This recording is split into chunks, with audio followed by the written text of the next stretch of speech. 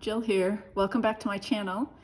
We are doing the February YouTube hop for a cherry on top, and our focus is going to be on a color scheme. And so I wanted to show you a couple things. One is I'm using my traveler's notebook to do some planning of projects.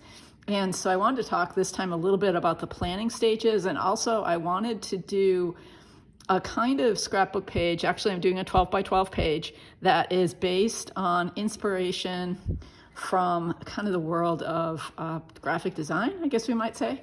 So I'll get to that in a minute, but first of all, I started this like creative plans notebook because I'm in a class right now, and some of you maybe have seen on Instagram how I set up some intentions and goals for the year. And I do have 12 by 12 layouts on my list of goals, and so I'm going to do one of those pages today. I'm not much of a planner, so I'm kind of trying to do a little bit more of brainstorming of ideas for pages, and then planning what I want to do, maybe even I'm making some sketches. So today, because the whole team is working with a color scheme, I wanted to go ahead and plan that out before I actually did the page. And the colors are a couple of greens, a darker green and a lighter green. So I used Tim Holtz Distress Oxides to kind of capture those colors. I also used them to stamp on my page, and maybe we'll do a little more stamping. And then also the design I wanted to do, and so I made a little sketch. I knew I wanted to use 3 photos, and 1 would be larger, and then 2 would be like smaller and stacked. And then I kind of tried to draw in a mat. I knew I wanted to put some pattern paper under it, journaling off to the side, title underneath. Now that's what I want to talk about. So my inspiration, I've been reading this book called The Candy House by Jennifer Egan, and I do think it has the most amazing cover. And it reminds me of a quilt or of pattern paper in very thin strips all stacked up. And when you look at the back, you can see a kind of design element that I think is really cool that I decided to use on my page. And that way I'm going to play with both that design and the colors that are part of our focus for the month. And yeah, so because it involved a lot of like cutting and so forth, I did two of the areas of embellishment before starting the video, and now I'll do one along with you guys and then do the embellishing. So let's jump in. As you can see, flowers in winter is what I wanted for the subject matter of my page. And here is the start of it.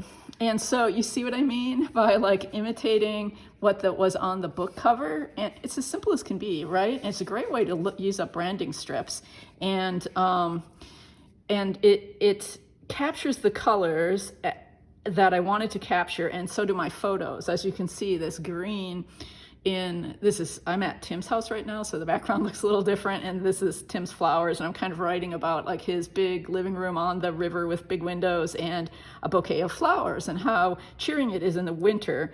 So the title is Flowers in Winter, and I stamped it with Distress Oxides and a stamp alphabet set from my stash that had both capitals and smaller case letters. And because I wanted to capture the combination of flowers and winter, I did some snowflakes and a little flower motif. The snowflakes are from this wonderful set. I'm gonna give a little shout out to Simple Vintage Winter Woods by Simple Stories. It's just a really cool grungy snowflake set, and I think it's especially nice for things like this where you just want to kind of give an impression of winter snowflakes kind of like in the background of a title or whatever. So I've been using it, and I used it there. I did my journaling, which pretty much I just described what kind of thing I wanted to capture here. You can see from my sketch, I did the 3 photo combo and the layering with these. I think the colors for a cherry on top are kind of a off pink or a pink with a little bit of yellow to it. And so even though my flowers are quite pink, in the photo, they have some yellow. So I wanted to bring in that yellowish tone yellow green or yellow in the pink, and you'll see that in the papers. Now that I've already sliced up all the papers, you know, I don't know how to tell you what they are, but I think they're from a number of companies. Some are from Jen Hadfield's new line, some are from Vicki Boutin, some are probably Simple Stories. This background paper is the Simple Stories Life Captured. It's the December. So instead of using the cut apart sheet, I wanted to use this in part because it has the lines. It's a ledger paper, and it's that nice orangey, soft pink color that I thought worked really well with the color scheme. Okay, so now I'm just gonna go ahead and do one more of these. The book cover has something like 4, I think, and I'm not following that exactly. I'm working more with 3s. But one thing about this inspiration that I really love, and I love like taking inspiration from the world, is that, you know, you could do this in a million different colorways and to get lots of different moods. And I didn't like actually choose the paper with this design in mind. And I think it would be really cool to choose absolutely tiny, tiny prints. So they show up in these tiny strips. Anyway, I did add in this funky star paper. This is just a branding strip from an Asuka paper, another cut apart paper. And I needed, or I really wanted, a contrast. I wanted a contrast to the soft flowers and a contrast in color with something really dark. And since I'm traveling, that's kind of what I had on hand. But you might not like that. You might like a much softer look without any contrast, and that's cool, that's great. I think there are a million different ways to put these strips together. The other thing is, it's kind of good to have a background sheet to tape on. So you'll see me doing that. But let me go ahead. I'm keeping what I'm keeping. All right, another thing to notice is these are not exactly cut the same width. You could do that for a neater look. I just eyeballed it. It's deliberate to make them different lengths. I think that really adds visual interest. And I'm gonna do one more. But what I wanted to say, the consistency for me is keeping the number the same. I don't know that you'd have to do that, but I'm keeping with 9. So you'll see me do 9 strips, and it's very intuitive. I'm not like really alternating in any order. I'm just kind of throwing them down. Okay. So see if I can put the strips down and talk at the same time. I think I wanted one kind of like right leading up to the journaling. I got to be careful not to cover it. I was cutting as I go along, but I don't really need to do that. I can cut them all at the end. So you'll see the color scheme here. The pinks and the greens. And the greens are different. So we are deliberately mixing lighter greens and darker greens. I like this green floral. I deliberately chose these papers with the color scheme in mind, though not this particular, as I said, not this particular strategy. Okay, I want a little bit more of a pink before we go to this other floral green.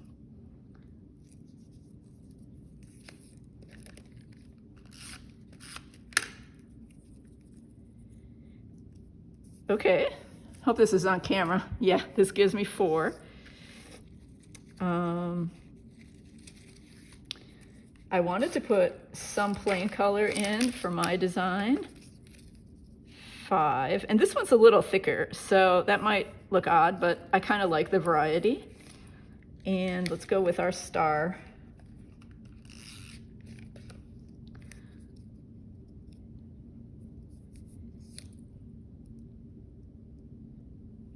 Okay, so 3 more. You see how I've done this. I just cut them all in advance, and then you can kind of think what you want next as you go along. That's part of the fun. And if you're using up scraps, especially like cutting off branding strips that you really like, making a video. Tim's walking into the room. I don't know about that white there, but I guess that'll be okay. 1, 2, 3, 4, 5, 6, 7. So 2 more. That one's too similar. So you do kind of just intuitively as you go along. I think another plain one might be okay here, especially if I make it kind of short. since we're coming close to the journaling, I don't want to get too distracting right by that. And here's a little one.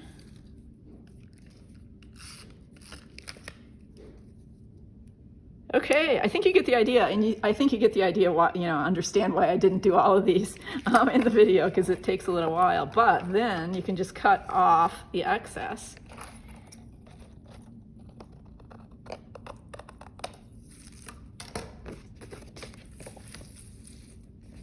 Ta-da!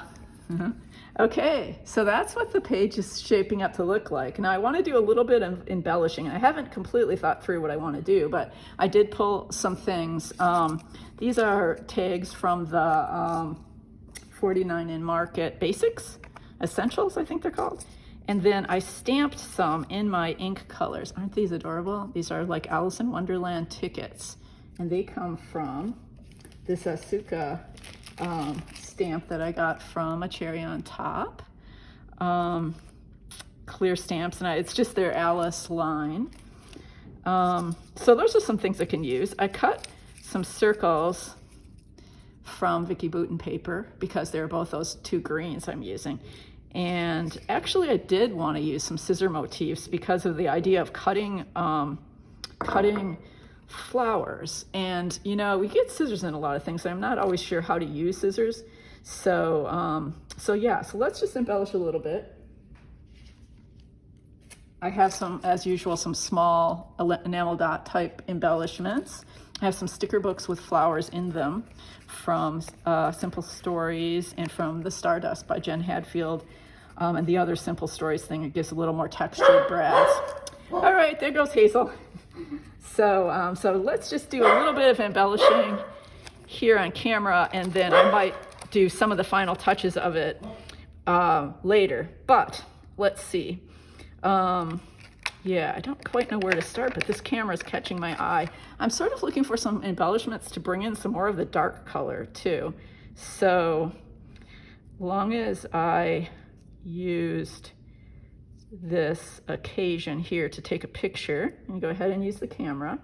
The scissors are right here also in that same set, some chipboard, and I think I want to put that down here to indicate cut flowers. Is that on camera? Yeah, just barely. The tickets I envisioned kind of tucking into my photo block to add a little bit of texture up there. So here's my tape.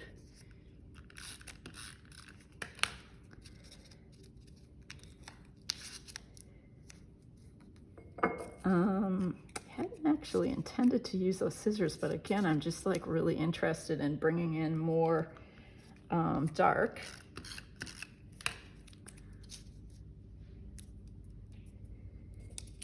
Let's use a little Alice ticket. Where's that going to be? Good. There are actually two of them.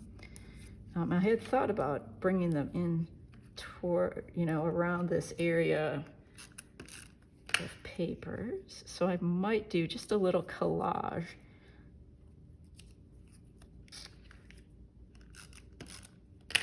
A little collage kind of near the strips.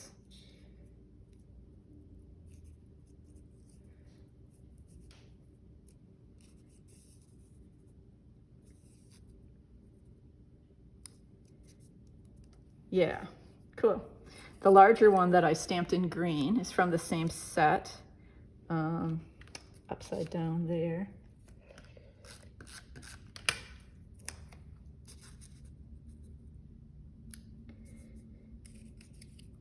The nice thing about this that I cut from the Vicki Boutin paper is that it gives us a circular shape, which is, again, I'm kind of going for adding a little bit of contrast while keeping the colors the same. I think I might keep these two relatively plain as they go off the edge, and then just add a little bit of embellishment around this one. But you get to the idea. And let's look. I can do some of the smaller embellishments later, but let's go ahead and pull out some flower shapes or things that kind of reinforce the theme. I did a little flower stamp, but I kind of like these bigger stickers. There, that's cute. Oh, I was going to stamp, also potentially stamp these butterflies. So many great butterfly imagery out there. This is from a little set by Concord and Ninth called Boho Butterflies. It's a card making set, but as we know, we can adapt it for other purposes. But I guess I didn't talk about the distress colors, but the ones that I'm gravitating toward for this combo are the pinks, Worn Lipstick, the Flamingo, the Tattered Rose, and particularly the Saltwater Taffy, which I think I'm going to use right here, which is kind of like that color. Yay. Those butterflies fit really well in that little space up in the corner, which is kind of what I envisioned. And it balances out the snowflakes down below, also stamped in the same color ink. Okay, I think I'm gonna quit there. I'll definitely add a little bit more embellishment, but I really just wanted to take you into like the planning of a page like this, talk about inspiration from book covers and other sources out in the world, and also just, you know, how to use a kind of creative planning journal, which I'm learning right now. So I wanted to share with you some of that. And of course, the whole idea of working with a color combo. All right, thanks for joining me. Bye.